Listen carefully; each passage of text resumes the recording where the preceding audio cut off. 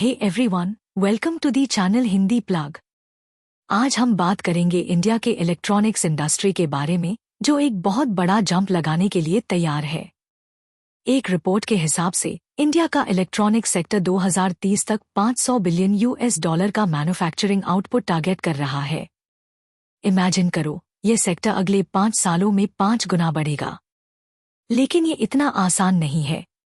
अभी हमारा domestic production सिर्फ $101 बिलियन है, जिसमें मोबाइल फोन्स का हिस्सा 43% है।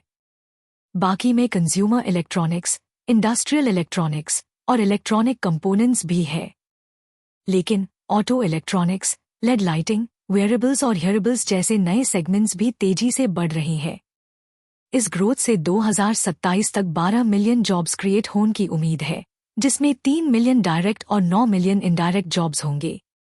इंजीनियर्स, इटी प्रोफेशनल्स और एआई, एमएल जैसे हाई डिमांड फील्ड्स में स्पेशलिस्ट्स की भी बहुत ज़रूरत होगी। लेकिन एक बड़ा चैलेंज है स्किल्ड प्रोफेशनल्स की कमी। इस गैप को फिल करने के लिए वर्कफोर्स को इंडस्ट्री की ज़रूरत के हिसाब से ट्रेन करना होगा। सेमीकंडक्टर्स, इलेक्ट्रोमैकेनिकल पार्ट्स और एक्टिव कंपोनेंट्स जैसे एरियाज में फोकस करना होगा। टीमलीज के सीईओ एआर रमेश ने कहा है कि अप्रेंटिसशिप प्रोग्राम्स को बढ़ाना होगा। उनका कहना है कि 2027 तक 1 मिलियन अप्रेंटिसेस को 2 मिलियन करना होगा। इसके साथ हाई इंफ्रास्ट्रक्चर, पॉलिसी सपोर्ट और इनोवेशन में भी इन्वेस्ट करना होगा।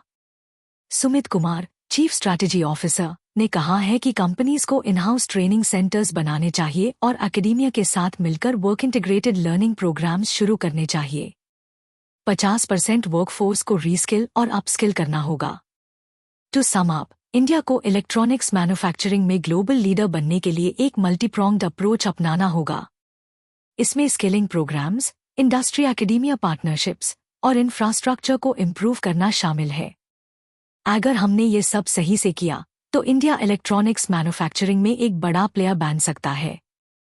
आप क्या सोचते हैं? कमेंट करके बताओ और चैनल को सब्सक्राइब करना मत भूलना।